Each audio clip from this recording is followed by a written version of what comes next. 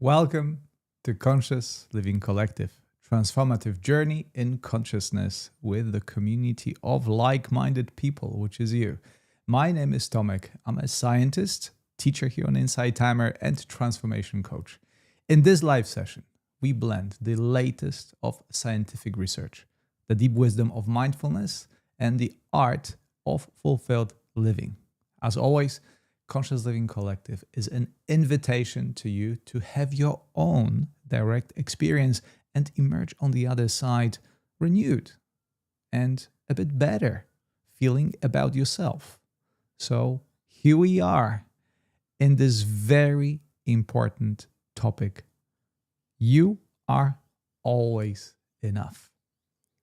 I must admit, when I started preparing to this topic, I have not realized how deep down the rabbit hole I will get. But before I start explaining what happened when I was preparing to You Are Always Enough, I want to acknowledge your presence and particularly my wonderful team of supporters from my Patreon program. You are the foundation. I feel right now, seeing all your wonderful faces, that I am already better prepared. I am already enough. You are here. And I don't even have to look at the comment section. I have the icons floating underneath. I see Anne. I see Caroline. Hello, Caroline. Very good to see you here. Oh, there we go. There's even special effects related. AI just helped me to do it. Caroline. I see Parvane. I see Mary. I see Diane. Okay. Oh, I see Seth, obviously. Did I miss anyone? And Austin. Hello, Austin. Very good to see you here. Thank you for helping me with this. Oh, Parvane, obviously. So good to have you here. And also, I want to welcome the regulars. I can see Rosemary. I see Hanya. Hello, Hanya. Gwendolyn. Just Bay Tosca. Sandy. Rochelle, Cindy. All right. So it's already about 40 of us here. And that's absolutely wonderful outcome.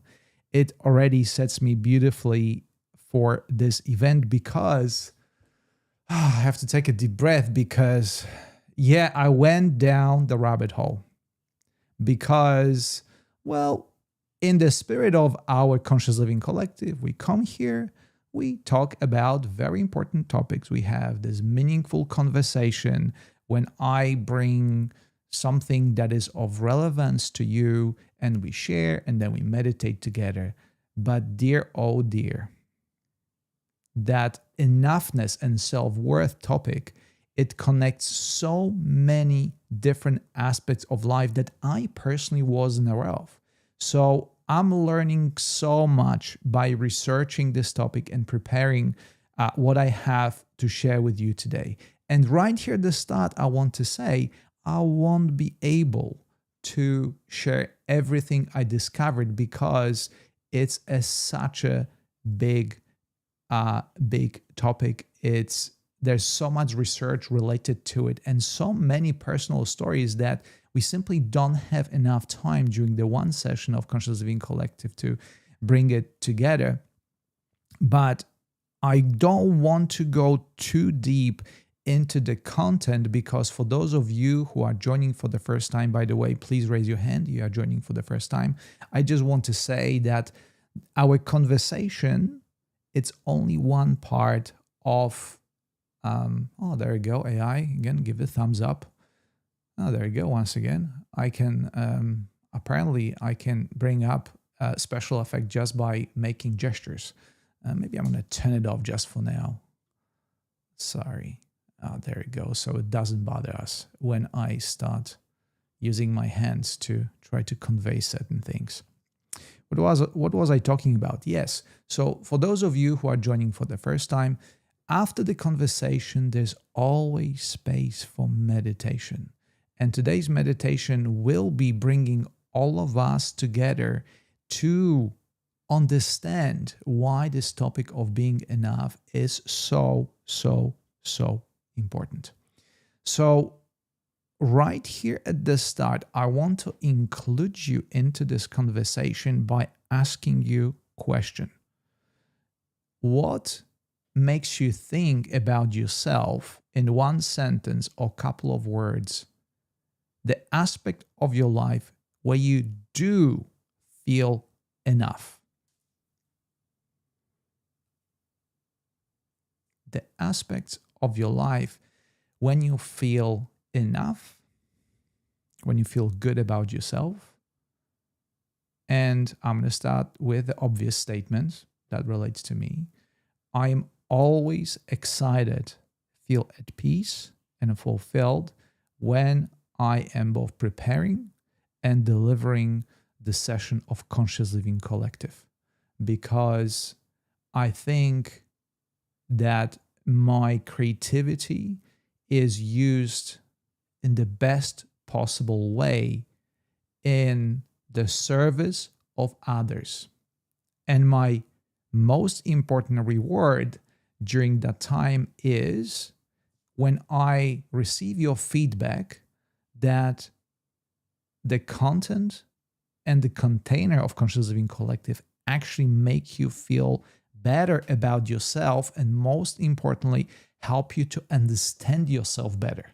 So it's not just a dopamine hit that you receive by being here, but also something that you can carry forward and work with, something that will stay with you for the hours and maybe even days to come.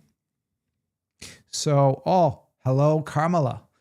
Carmela, another wonderful member of our Patreon program. Welcome.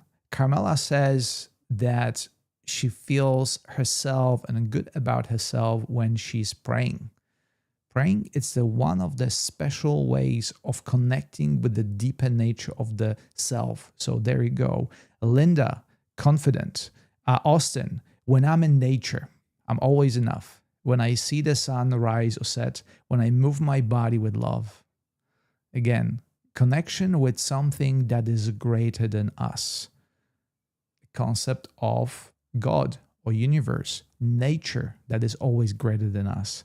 Hanya, when I teach yoga and create digital content, meditations. Well, I'm with you on this one. Although I do not create yoga content, I certainly create meditations. And again, when I ask myself, what is really on the deeper level the part that feels fulfilled and definitely enough in those moments? And I think is definitely the aspect of creating community and creating a positive change in this very bizarre world of AI and social media. For Anne, when I'm in the flow, creating art. There you go. Creative expression, very important thing. Parvane, when I'm able to be creative, I feel enough, and the opposite when I'm not. So again, expressing yourself creatively is definitely the times when you feel enough. When you're in nature, when there's something that is not self-referential. And Tosca, when I'm with my grandchildren, again, life of service. Trisha, when I'm deliberate in my day-to-day, when I slow down. Rosemary, when I'm with thinking of my daughters. So thank you for your responses. And I want to bring a bit of science into our conversation of feeling enough, because obviously to introduce the topic of feeling always enough, I need to move slightly towards the big part why we not feeling enough. And your answers actually help me tremendously to structure this conversation between us and move it towards the part of research that refers to the self-referential you. And what does it mean? If you remember, for those of you, and I know there were so many of you who attended a very amazing event, Healing the Anxious Heart, I was talking about anxiety and how anxiety activates that little almond-shaped structure in your brain called amygdala. And when amygdala is being activated, our nervous system moves to the fight and flight, away from rest and reset mode, and things start feeling not so great. And in those moments, our thinking in particular move in that region of self-reference that you might be familiar with. It's called default mode network. These are the areas of your brain that light up in many moments, but also in the moments when you daydream. It's a default mode network. It's the place in your brain, so to speak, when you spend a lot of time. And research shows clearly that when you go there, rather than thinking about your children, grandchildren, expressing yourself creatively, praying, your brain starts focusing on the self. In what way? Am I good enough? Am I as good as the person next to me? Evaluating yourself, comparing yourself to others. And where does this lead? Well, that leads naturally to self-criticism. And self-criticism is the part of our brain that was developed during the process of evolution that it's exactly opposite to, as our topic of our today's CLC indicates, you are always enough. Your brain actively, when unfocused, when daydreaming, when in default mode network, naturally focuses on self-judging and self-evaluating. That leads naturally to self-criticism. And I can raise my hand here. How many of you know that self-critic well? How many times have you caught yourself thinking about, oh, that's not good enough. That went bad. This went bad. All the stories from the past that bring you down, right? So this is the neuropsychology of not being enough and self-criticism. And I want to bring perhaps the most important piece of science here to put the topic of self-worth into the right context. Many of us think that we come up with the sense of self-worth and the perception of self by the rational thinking. All right, this is the situation that make me feel the way I feel. But the truth is, and research on this part is very clear, that the self-worth is derived not from the rational argument. It's something that is embedded in your cognition and happens on unconscious level. And one thing that surprised me very much is the part of research that says that the sense of self-worth is very much created during the time of your upbringing, particularly in the early childhood, when we interact with our parents, interact with our closed ones, and neurologically bind our cognition to others. If we were offered unconditionally love and care and appreciation, then we develop a healthy attachment to the self and to the others. On the contrary, as our current culture shows us that the love and appreciation and the worth is dependent on our behavior, on our achievement, on the grade I received in the third grade, then we developed the self-critic that continuously operating in the background of our mind. And now, for me, that was something that struck me really, really hard, because I thought to myself that, oh, well, I can talk myself out of feeling worthy, feeling enough. My favorite affirmation that I borrowed from Tara Brach, as you know, you are loved, you are worthy, and you are enough. And how many times when we say these words, you feel that cringe, you feel the discrepancy between the subconscious or unconscious self that develops so early in the early stages of your development in a childhood that is in contrast that what you want now. How many of you feel this way? And this has nothing to do with who you are, what you are, with the sense of achievement.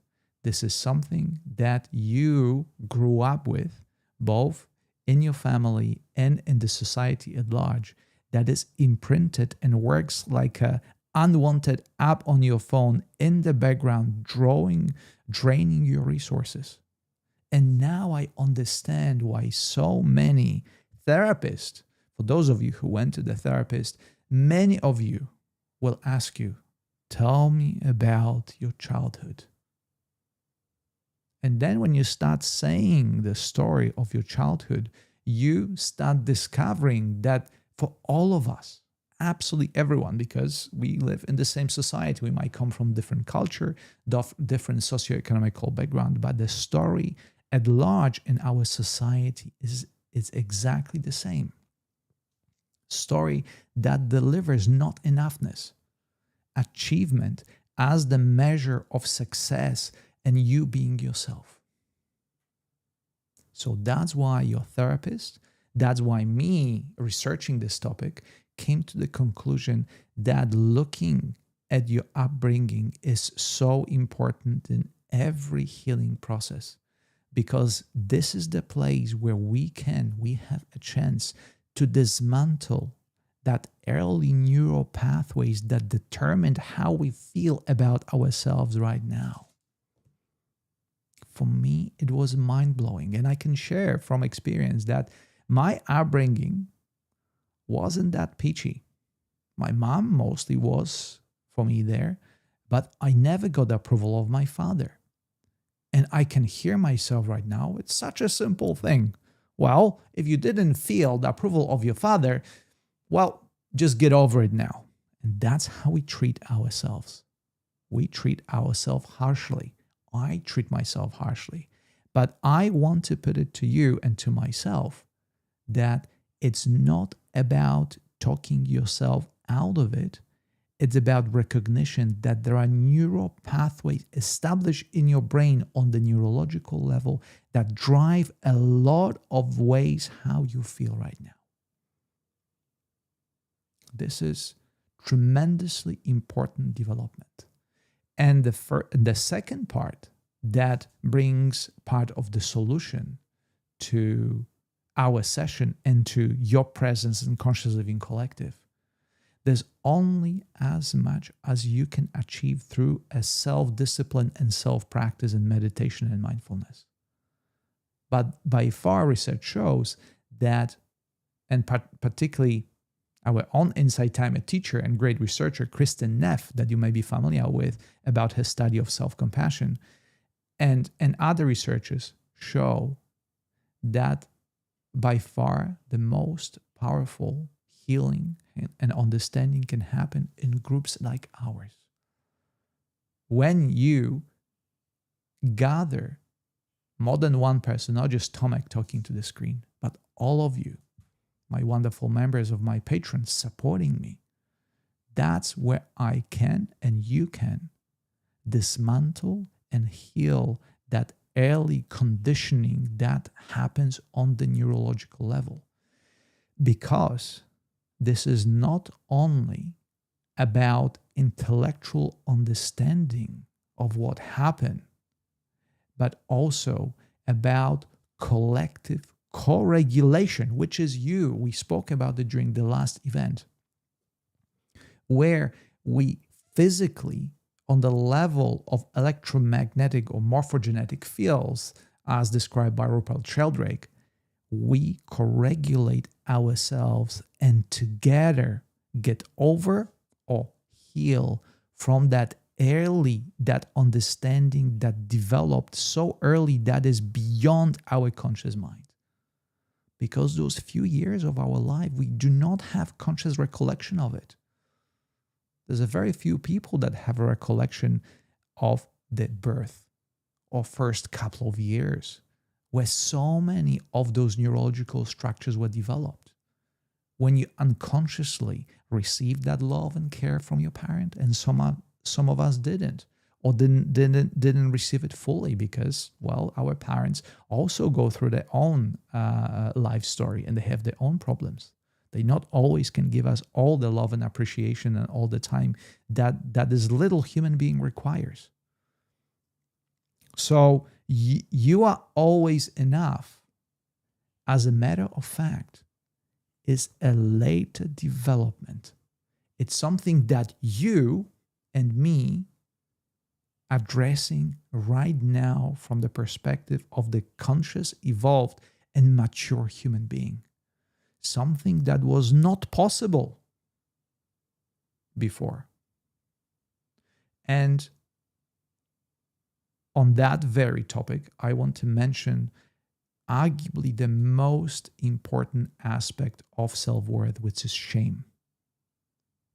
There's a difference, by the way, between guilt and shame. And this is a very important thing to notice for me and for you. When you feel guilty, guilt relates to doing something bad that you can a power control to atone for or something to fix.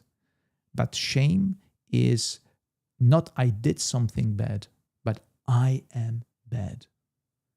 And when that happens, once again, that when you have that felt sense that usually it's underlying condition of our human being that you don't recognize on the level of as we're recognizing now, that works and drains our battery day after day, month after month. And many of us never actually recognize that this has been happening through the majority of our life. And when you go to therapy, when you sit in meditation, all those things eventually started percolating and coming to the surface. And what happens when we struck that shameful part of ourselves, the unconscious limiting belief that we continuously have to prove ourselves by being a good person, by making enough money, by making enough contribution, by being a good wife, good doctor, good professional, such and such, that never was true, is simply a story that we were asked to believe, but no longer holds the ground. And the space, and this is the very important part, the very space of Conscious Living Collective is the place, amongst others, that allows us to be truly ourselves. The only condition of your self-worth, the only condition that is and always has been, is not because you were so and so, such and such, but the fact that you exist. The fact that you exist is the only condition of you being enough. And therefore, the subject and topic of today's session, you are always enough. Because as far as you remember and you were aware of the fact that you exist, that is the only condition that is required for you to feel enough.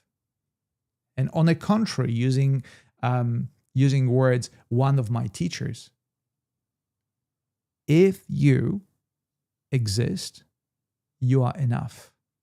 And the only time you are not enough when you don't exist. And when you don't exist, well, when you don't know, when you are not aware. If you in this moment feel the space around you, hearing my words, and can feel your extremities, it means that you do exist. And you came here as a full package. As a full package, and I want to call it a bundle of creativity, what wants to be expressed. How you express it, when you express it, on what terms, it's a secondary thing. Some of us would like to spend time with our closed ones. Some of us would like to pray. Some of us would like to paint. But this is not a reason that makes you worthy. The only reason that makes you worthy is that you are here, that you exist. And I want to, from science, I want to switch very quickly to a bit more esoteric territory. And that is that you are more than your physical body. And you do not fully understand from your current perspective, in the same way as you don't have memory of your birth, that there are greater things at work. I call it higher self. The aspect of the self I am unconscious of that has the greater picture, that happen or help me to incarnate into this existence. And that part of the self that we are not aware of decided long before that you are worthy. And that's why the sheer fact of your existence and talking to me, watching me, listening to me is affirmation and confirmation of the fact that you are enough and you have always been enough. And now back to the story that we're being told. So this is the truth that it's very difficult to accept. Why? Well, because we live in the world that continuously tries to prove us otherwise. The entire, I think we all familiar with the word algorithm. In the times of AI, the word algorithm is so commonly used.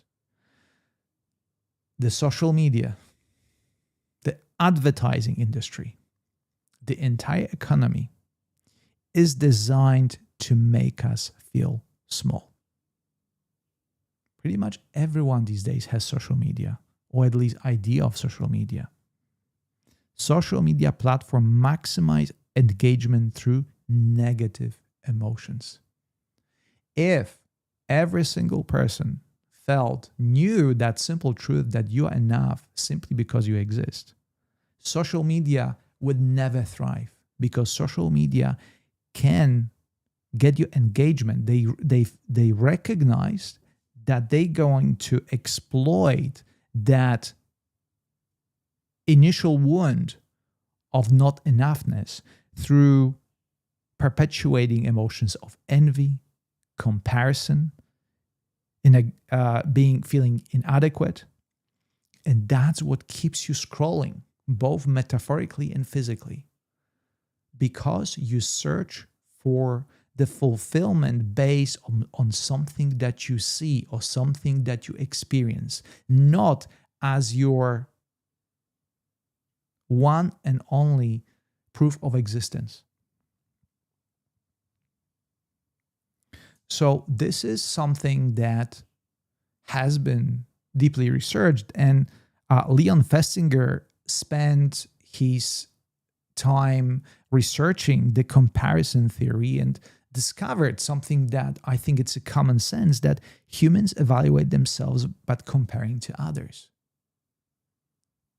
We don't care that we exist. We take it for granted. we want to compare ourselves to others. And get this, this is not necessarily a bad thing because, well, we want to coexist and co-regulate in the environment and feel accepted and identified and included. However, what happens, for instance, here in the Conscious Living Collective, we are all share the same values. But now, what the world presents to us through social media, through advertisement, is the acknowledgement that you are not enough. Because the whole assumption behind social media and advertisement is you are not enough and I have a solution for you in the form of a product, in the form of a like, in the form of acceptance that comes through the internet. And that's never going to happen. If all people, all of a sudden, they recognize that they've always been enough, and the evidence of that is your existence, they would never buy excessively. They would never eat excessively. They would never look for compensation for the story that have been taught throughout their life. And that's why when I was preparing to this topic, it hit me so hard. The entire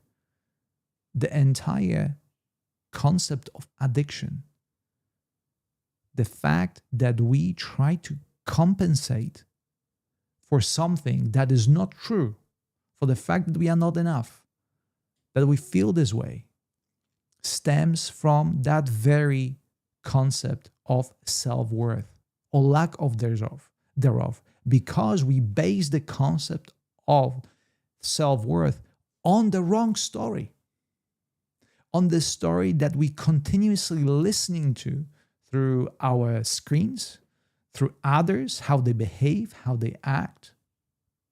And when we do that, we unconsciously supporting and rewiring adding extra ammunition to the limiting belief that most likely we brought from our childhood, that we have to do something, achieve, or do in order to feel accepted, in order to build the sense of self-worth. So, do you have any questions or stories to share in the meantime? Like I said, I do not want to spend too much time on it. We're already 34 minutes in our session and I want to give us time to meditate. But the topic is so deep. And I want to, maybe as you share your stories, I want to share my personal story about how the algorithm, particularly this day, is designed to make us feel small. So we know that in the past, I come from a small village. And I knew pretty much everyone in that small village. I did not only knew the actual person, but I usually knew the parents, the grandparents. I saw a bigger picture. And it was now that I look back and that little community of maybe 1,000 people, maybe less, I did not know everybody by name, but I knew the association. I look at someone and I knew, oh, that person lives there. And that person's grandmother is this, and that person's mother is this. I knew a much larger story. So when I compared myself, that, comparison, as Leon Festinger talks in social comparison theory, was based on something that was very much real and was related not to one person, but was related to entire network, so to speak, that surrounded that person. But what happens today in the age of such a big isolation? We were talking about the epidemic of loneliness these days. Today, we do not compare ourselves to something real as I did as a child. Today, we compare to the curated highlights Today, the comparison is not just, as it was in my case, a small village of a couple of hundred people, maybe 1,000 people, but it's entire world. When you open your social media, you see a distorted image that your brain interprets as a threat. And that's when we come back to that anxiety that leads to the almond-shaped amygdala in the middle of your brain that sends the signal, you are not enough. I'm going to respond with stress. I'm going to start producing cortisol. I'm going to be self-referential, start self-judging, and become smaller and smaller and smaller. And that is not based on a true story. That's based on some curated image that was never real in the first place. That's where we fail, because we compare ourselves to the unrealistic, curated illusion of the self, and not the true self that requires the only proof, the proof of existence, to feel enough and to have the sense of worth. So this is my story. And what is your story? When did you start comparing yourself consciously or unconsciously to the unrealistic illusions of the world around you? Where this became so important to you? This is my question to us today. And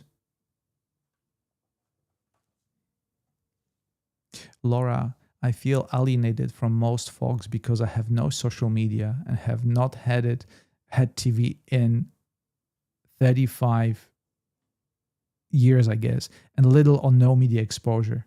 Out of touch with that majority of topics regarding shows, memes, etc. I am happy, but feel like I'm living in another reality sometimes. Indeed. And I dare say that I joined the club of the lonely nut. But lonely nut not in that I am belonging to the illusion. The lonely nut in the sense that I continuously strive to cut through that illusion, through coming here, to creating meaningful content that helps you to understand more about yourself, not by comparison to others, but by tuning into your own first-hand experience. There you go, Danny. My dad would always compare me to other teammates and tell me to play more like them. Thank you, Danny, for sharing this. This is such a classic story.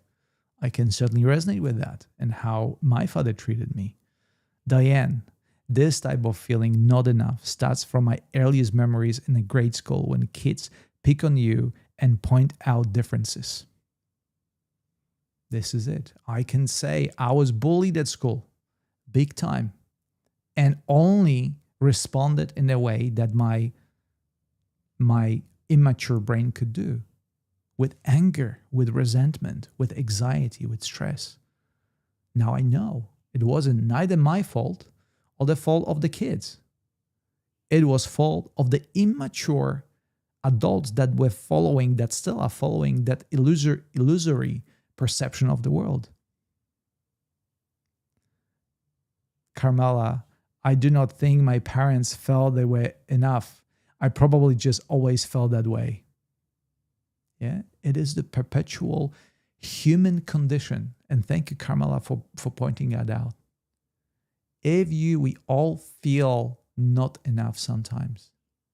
And that's not because we are not enough, but simply because we unconsciously subscribe to the story of our society. We couldn't do otherwise because we are part of the society. We grew into it and we grew in it.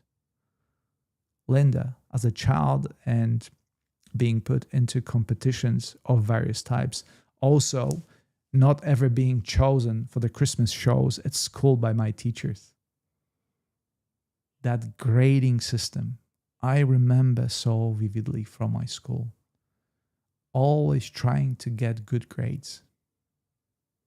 and feeling good when I got a good grades and feeling not good when I didn't feel good grades, feeling good when I was picked and feeling not good when I wasn't picked. Is that a fault of that little child? Is the fault of parents that didn't have a chance to mature themselves enough? Rosemary, I was brought up in Christian cult, so never good enough. And again, religion, that's why I have a bone to pick with a lot of organized religions, because they tell us how to feel and what to do in order to be accepted.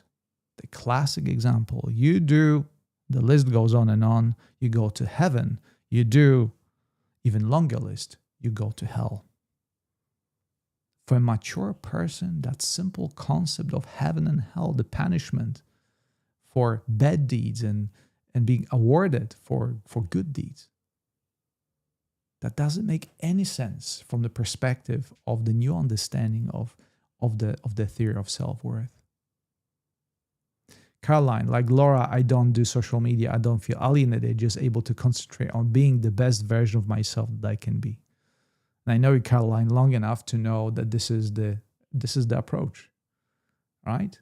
The self-reference, the best self-reference is not the external one. It's certainly not the one that we see on social media, but it's the internal feeling that we will do, by the way, in a second, in our conscious living collective. Austin, love was conditional when I was young. As long as I got good grades and stayed out of trouble, I earned worth, but it was revoked when I was learning. How beautifully put. And I immediately want to say thank you for sharing that, Austin, because I think you express something that is common to either say every single child that goes through the educational system and every single child that is part of the so-called a classical family system. This is exactly how we created our world to operate. How wrong is that? How any healthy person can evolve in an environment that is created like that. Hania, my fellow Pole, being from Poland where Catholicism is so strong, as a child I was scared of God. Well, Hania, we share the same upbringing. So that's exactly what it was. The crime and the punishment, using Leo Tolstoy's title, that was the continuous thing on your mind. And the confession that you had to make in front of a stranger and say, what did you do wrong? As a child, how damaging that concept was and is. Carmela, my father was an immigrant who had a little formal education. Yeah, Diane. Yeah, resonate with Austin. My religion, Carmela, my religion teaches that I am child of God and that alone makes me enough. I just can't always remember that. Thank you, because today's session, ultimately, particularly that we're coming closer towards the end, is about remembering that very thing. And within your tradition, within our tradition, I was raised, particularly Christian contemplative tradition, speaks about original goodness, which is irreducible worth prior to any achievement or failure. That's what Christian contemplative tradition teaches us. The original goodness. When you talk about Buddhist philosophy, the not enough story is a constructed illusion, a fixed self-concept we defend and suffer over. Talking about this helps me to understand meditation so much more. Something that Buddhism tried to teach us to cut through the illusion. And one of the illusion is the entire topic that we talk about. The self-worth that is being derived from the wrong place. It's taken based on the wrong story.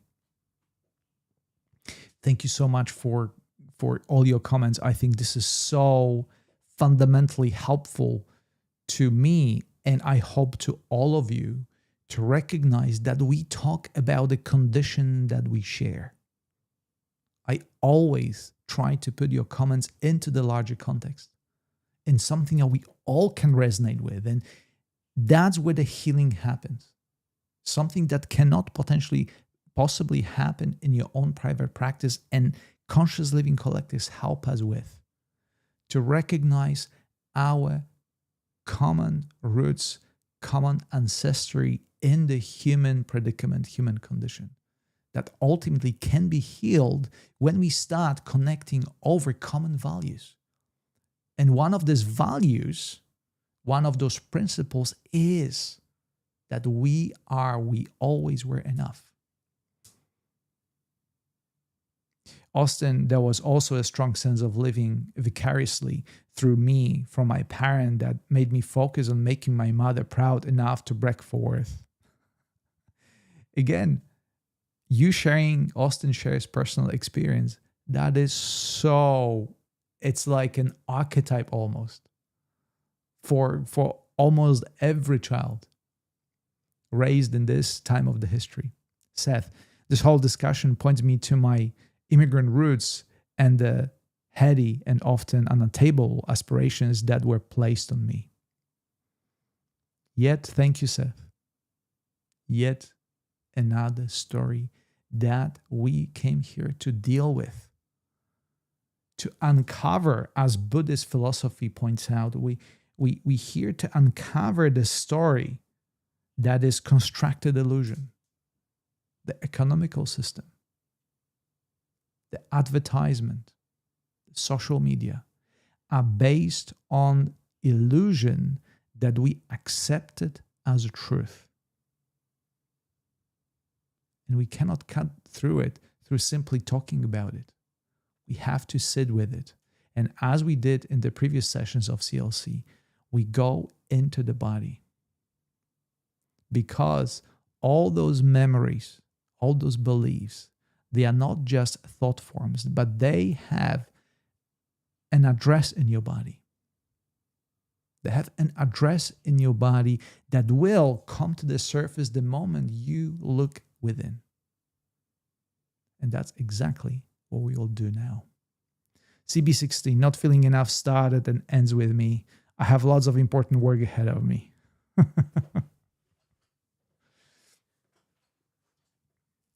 So,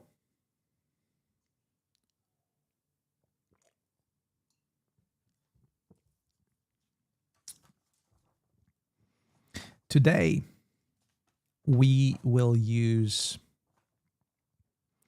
Kristen's Neff framework called self-compassion break. And the self-compassion break works tremendously well in the environment that we are here.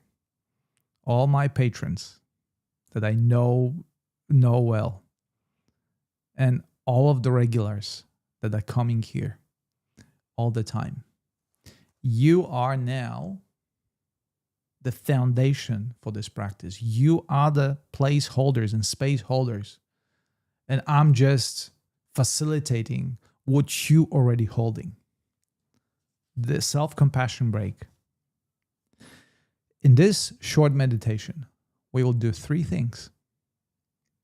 First of all, we will recognize that we suffer as a result of the story that our society, that all of us try to perpetuate.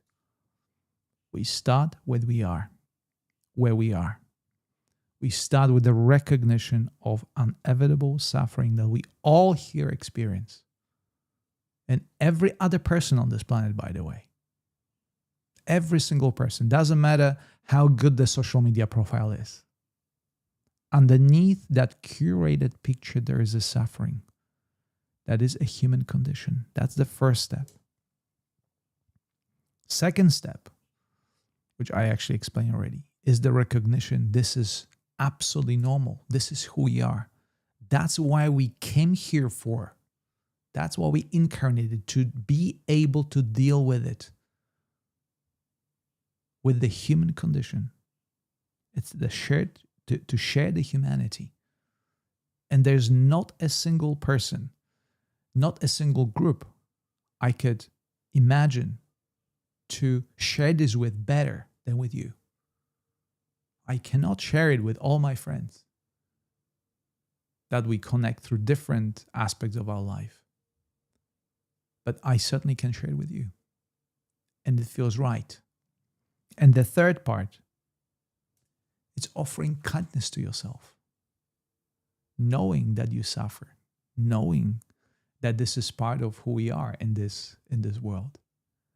We come and we look at ourselves and give ourselves a pat on the shoulder. It's like, yeah, you responded correctly to a tremendously terrible situation that is our societal norms and everything I spoke about. You are always enough, not because you finally did enough, but because enough was never the right measure. Let us this be inspiration for our meditation. And I will play to you once again Peter Helland and his Forest Whisper. So we feel supported by something greater, by the nature sounds. And nature can take it all.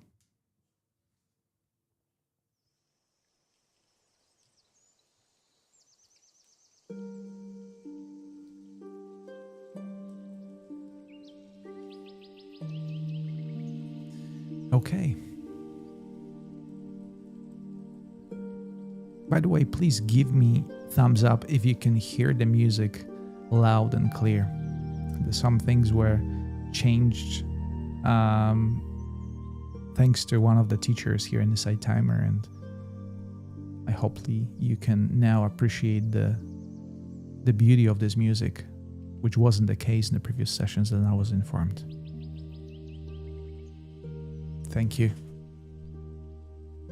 Thank you.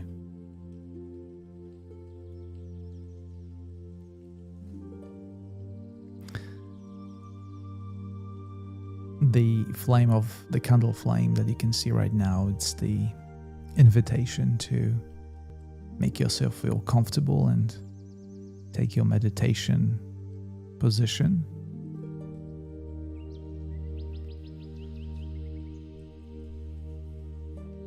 And for me, this is always an invitation to sit up straight so I can breathe a bit easier.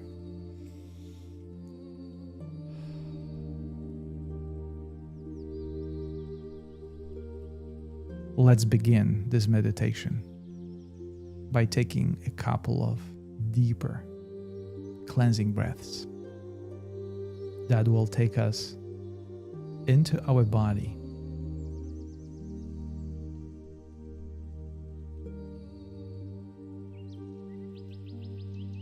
See for yourself if you feel at ease, if you feel relaxed.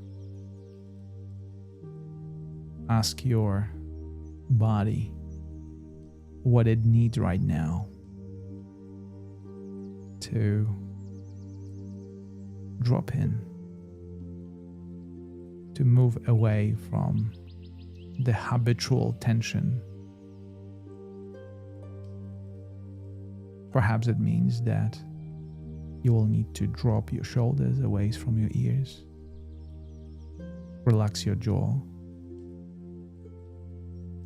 or like in my own case, to take a deeper breath to release the tension that is in my stomach.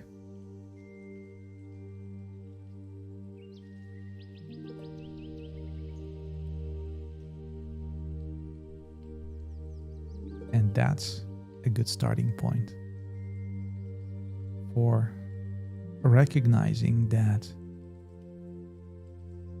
we are part of human condition.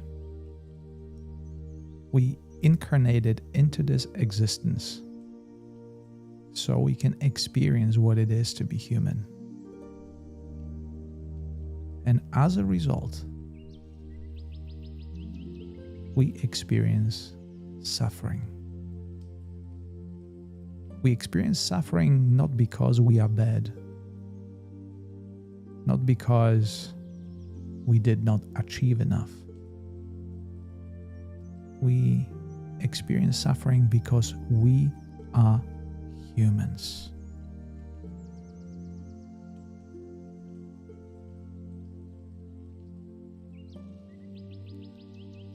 The suffering that you feel right now in the form of a tension in your body, the pesky thought that comes to your mind,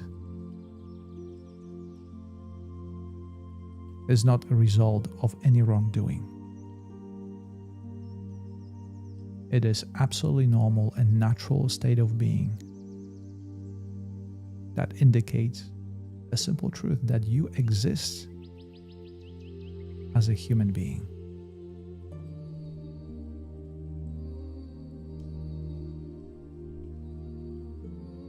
And in this very moment, I'd like you to recognize this is not personal. This is a state that we all share.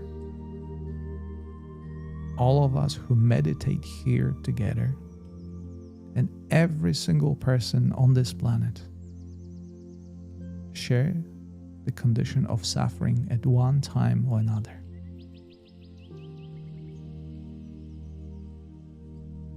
This is not a condition that needs to be changed or fixed or eradicated. This is a condition that we all share, and condition that brings us together.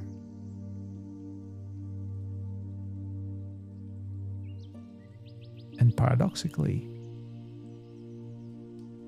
that common suffering acts as a springboard to experience joy and fulfillment of life.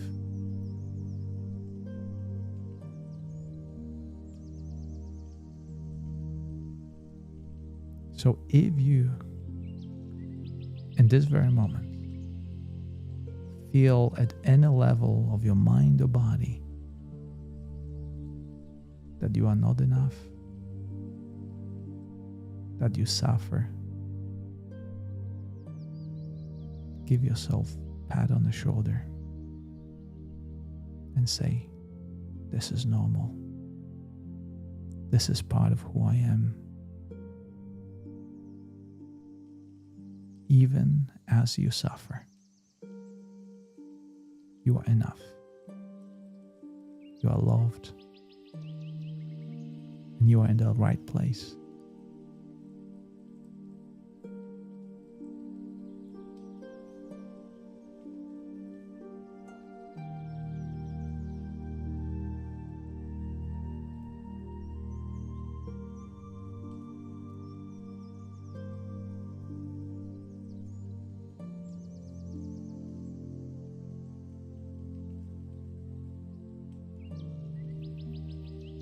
So I will hold a space for all of us right now, and I'll ask you to do the same as we sit in silence, considering our own individual condition.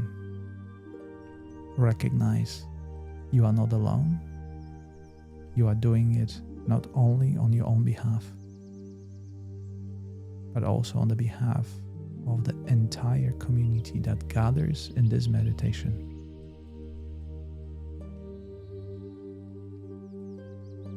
In that shared space, sharing common condition that does not define you, does not define us, simply is part of our human experience. And now I'll give you a minute to sit in silence, and I'll bring you back when the time is up.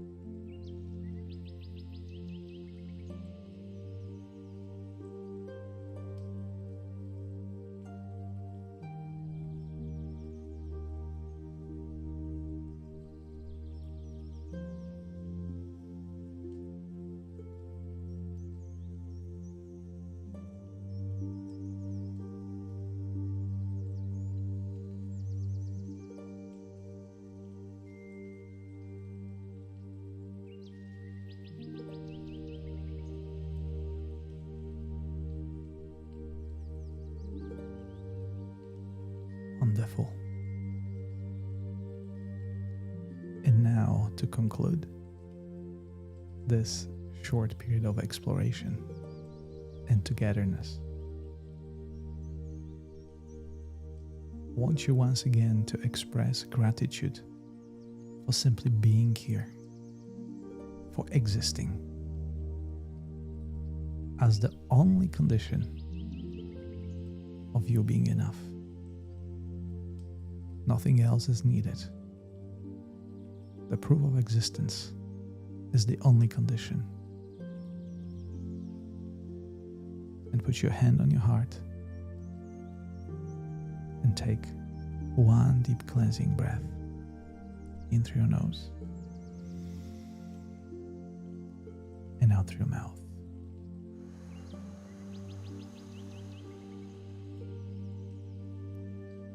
And when ready, open your eyes and welcome back.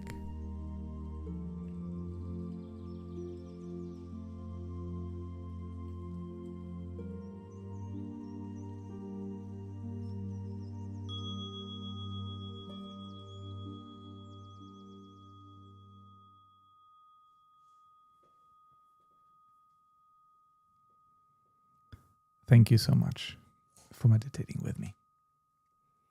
That was truly wonderful. Thank you. I want to thank all of you for holding this space, for being here with me. Thank you, Laura. Yes, I can, Laura. Laura asked about the music. It's Peter Helland and Forest Whisper. I will put it right here.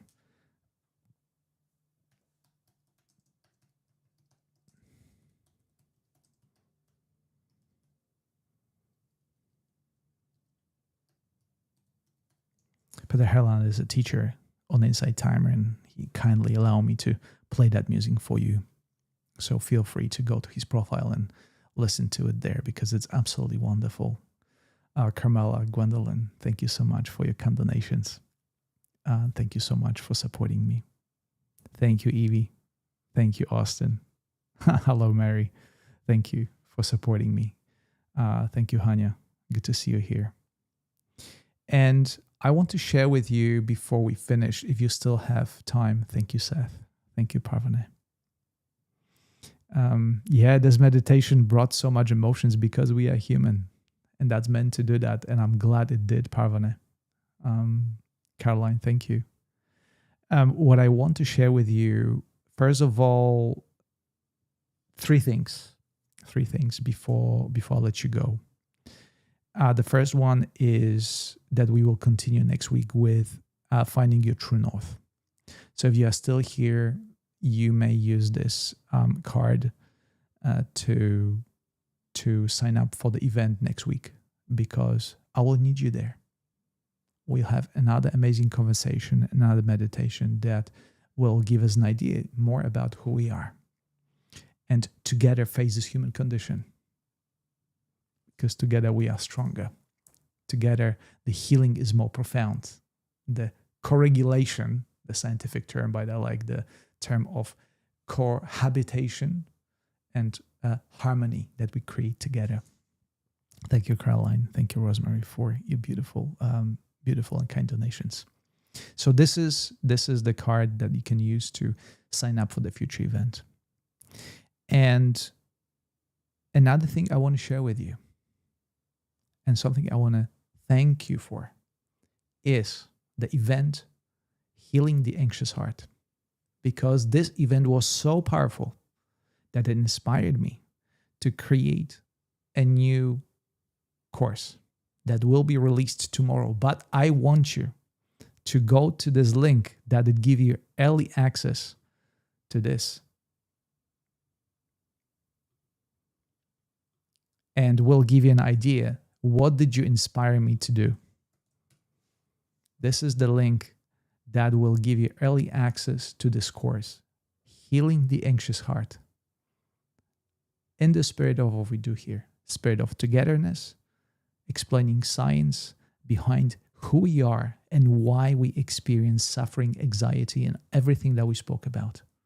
And this is my way of saying thank you to you for your presence in holding this space, because I had so much fun creating this course, and I learned so much more about myself, and in turn, so much more that I can share with you in the upcoming events, one of which is the Finding Your True North.